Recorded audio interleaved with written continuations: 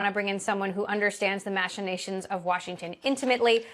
Former U.S. Congressman Mike Rogers, who was the congressman for Michigan for 14 years, also the former chair of the House Intelligence Committee, and now the chair of 5G Action Now. Thank you so much, sir, for joining us. You know, I want to start with getting your broad view on the unprecedented human experiment we now find ourselves in the midst of across the United States, where you've got millions of people working from home, millions of kids out of school, exacerbating this sort of huge digital divide between the haves and have-nots. How well poised do you think we are to really pull this off when we really weren't prepared for it? Yeah, no, we were definitely not prepared for this, and it's going to overwhelm certainly networks. So if you think about it, nearly 1 in 5 teens can't finish their homework before this started because of lack of access to either good networks or computer or internet connection at home.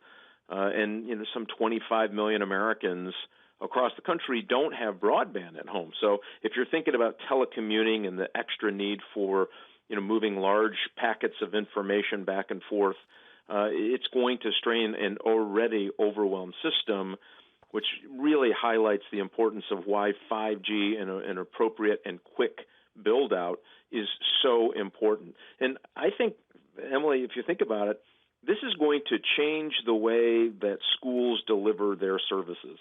You might see a fundamental difference in if it works in urban areas where they can connect with kids and they have the ability to connect. Maybe they don't have to come to school 5 days a week, or we have plans in place the next go around because we are prepared with 5G to be able to turn it on very quickly, where teachers just can engage with technology, their students, very, very quickly. You don't have all of the machinations of teachers trying to set it up individually for their classes, and you can imagine the strains and stresses that's going to cause on our education system.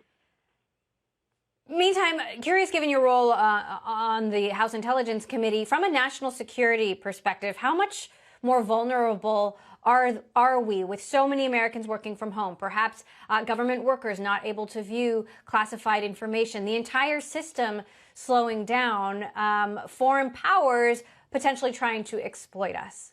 Oh, they're definitely trying to exploit us. And one of the things that we've seen is both the Russians are using this as a misinformation campaign. They're trying to blame the United States. They tried to blame London in these false and fake news stories that they were trying to circulate online. And we also saw the Chinese getting involved. They were trying to make sure that people around the world, using their diplomats and other channels to encourage a counter-narrative to what was the truth, that they just didn't respond well and didn't start in China. And all of that is adding to a little bit of, I think, people's panic at home. They're getting false information, they're not getting correct information. Some of that is being driven by these information operations by our adversaries. And it also highlights, Emily, in a real important way, if you think about what's the supply chain for medicines and medical devices and other things that we're having a problem with in the midst of this. We've outsourced so much of these critical functions overseas, including China. 5G is going to be, we're in this debate now. Do we allow China to control more of 5G than not in the world?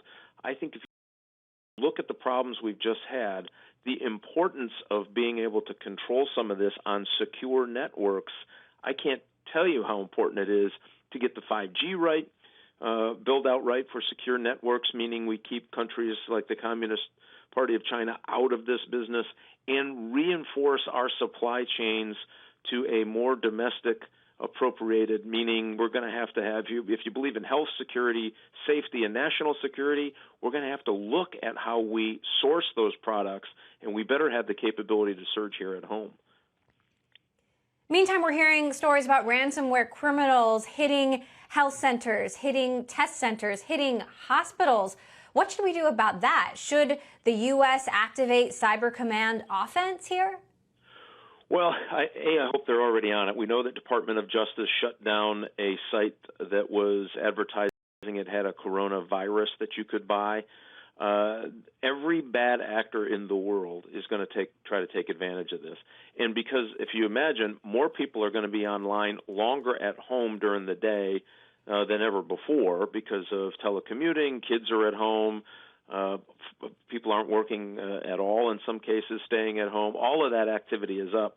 Bad guys know it, and they're going to try to target these folks in any way they can. So imagine this kind of confluence, this nasty stew being developed of adversarial countries trying to put out false narratives. Then you have bad guys laying over top of it that they have solutions and or things for sale that no one else has for sale to fix this, and cyber criminals trying to penetrate your personal computer to get back to where you work. All of that's happening today. So I would argue that not only does the Department of Justice need to continue to step up, and they've done a good job so far, our National Security Agency needs to be unleashed to go after these folks, because a majority of these bad players are going to be found overseas. Meantime, give us a view on what the House Intelligence Committee, what might be happening there behind the scenes. This as the president contemplates when to reopen the country. Obviously, this is painful right now. This is painful economically. It's painful for children, for students at home. But obviously, it's being done in the interest of our health and keeping people around the world alive. As the president debates this choice ahead, what's going on behind the scenes?